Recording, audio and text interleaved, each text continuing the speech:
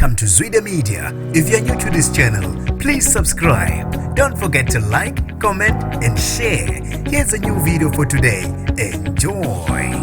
Ukhalelwe ngamasongo kaSigonyela umfundisi odlwengule owesifazane esezinsukwini zakhe. Nginibingelele ngiphinde nginamukele kuphinda kuphi lanibona khona le video. Mangoqala isijonele likhasi wamwelekele igama lami ngusibonga konke wakandwando Mothanda ungangibiza intatheli ka YouTube. Ufisa ngisho ukuzibulala owesifazane waseshowe ngokuhlala uzinze embili. Odlwengule ngumfundisi webandla ngokuzalwa ongowase Nigeria ngesikhathi esezinsukwini zakhe. Lo wesifazane igama lakhe ligodliwe uthi wehlole umshophi nje ngosuku lokuqala eyohlala emqashweni embili. Lo owesifazane igama lakhe ligodliwe uthi wehlelwe lomshophi ngosuku lokuqala eyohlala emqashweni embili. Uthi uthole indawo ukuthi abeyohlala kuyo eyalomfundisi ohlale egade. Uthi ngosuku lokuqala umfundisi ufike wamncoma wamtshela ukuthi muhle futhi ozezwa emhalela ngenye indlela. Uthi uye wamthinta esiswini kuthe uma enqaba wamtshela ukuthi akakhuleka kuzoba mnandi kakhulu ngeke azisole emva kokuba afake isitho sakhe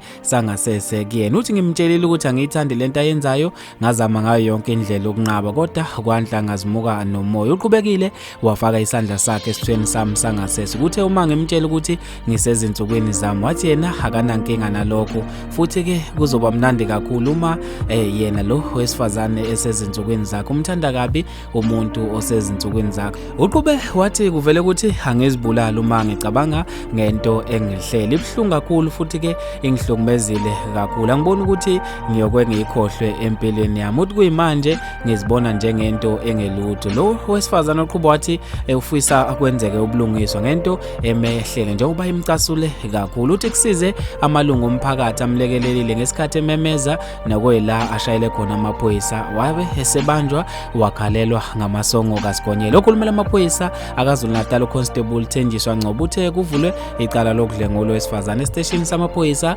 asasembili. Uthe amaphoyisa amatasa aphenya kabanzi ngecala. Lezi ke bafethu indaba ezibhlungu ngendlela emali. Ngizofisa ukwazi ukuphala kwakho ngalo lodaba khona lapha kwi-comment section. Mina njengentatheli ya YouTube sengiphuma kanje ngithi awungibambe evidweni elandelayo.